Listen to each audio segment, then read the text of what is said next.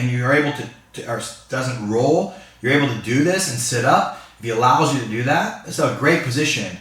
The only problem that I've ever found with this is that most guys that understand that this is a funky position aren't going to stay here and let you sit up and hug their back.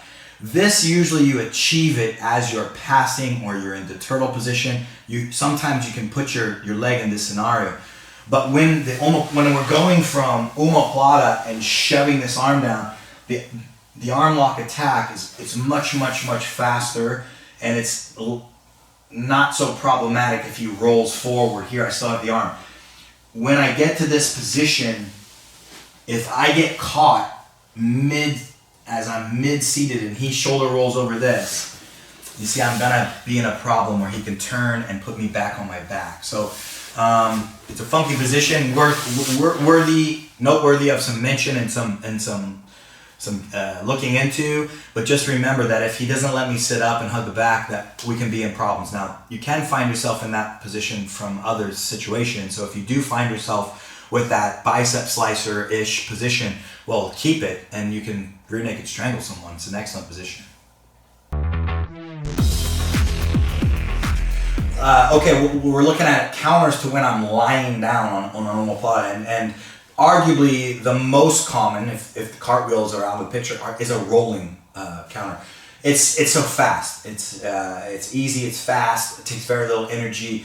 It puts your training partner right back in front of you. So if Kyle just demonstrates the rolling counter, when I get my omoplata and he rolls out and I don't do anything, it's easy for him to just come up and face my legs. There he comes. And now I'm sitting back.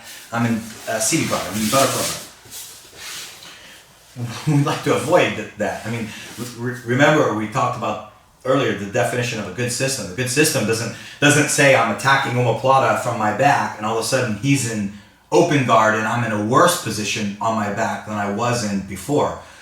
I hopefully will be in at least back to square one where I started on my back. In this case, I started in an omoplata, and that's where it's been started from.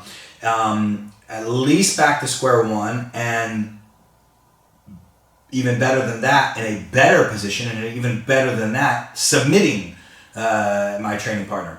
So let's take a look at it again, a gander of, hey, he's rolling. What are we gonna do to stop that? Now, we've talked about where the arms are, the forward downward pressure, which is gonna make his legs light, which is even gonna be more tempting to roll, and where this hand is. The importance of this hand, I can't stress it enough. It's extended and over the back. It is not bent. Okay? It's extended until I sit up. Now, by being extended, you're going to notice when Kyle hits his roll, I am going to miss everything except the calf. The calf, we will always catch the calf.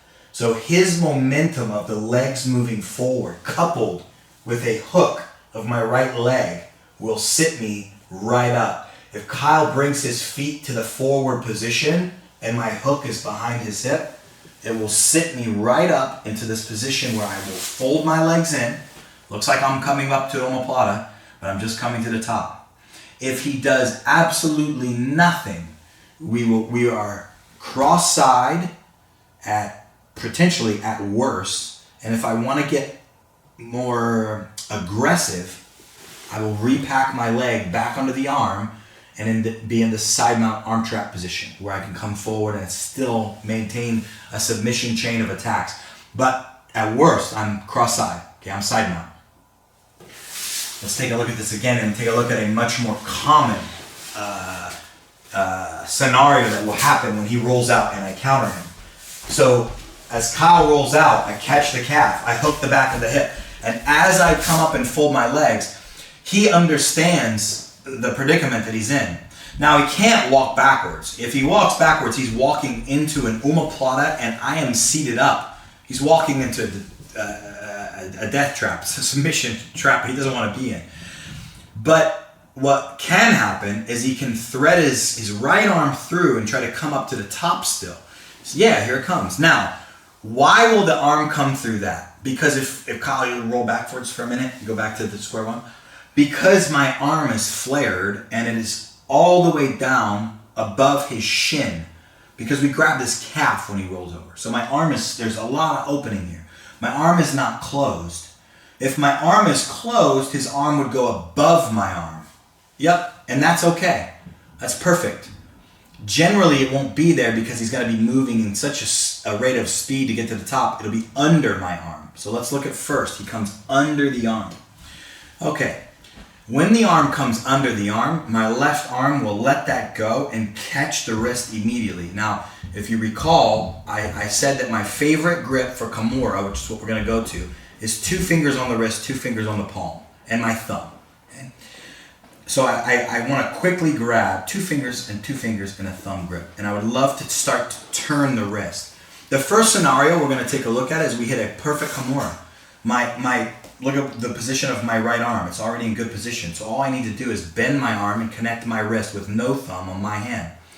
When we have the Kimura in an ideal situation, I'm going to bring his hand up and over. Why would I do that? Because if I bring his hand into his body, his legs are already going to be on the way over. They're going to be coming quickly to his knees. So as he comes up, if I bring his arm into his own leg, that's part of his defense. So when he's beginning to scissor his legs to the top, what I want to do is bring the arm up, clear the legs, over, and stuff the arm on the mat. So we've got the arm pinned. Can you rotate over, buddy? So as he is coming up, the path of this arm is up and over, and it's pinned on the mat. Okay? And then I'm a big fan of keeping my elbow against his body just in this meantime because my legs are crossed up on the other arm.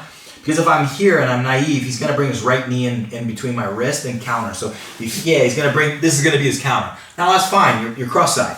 If he does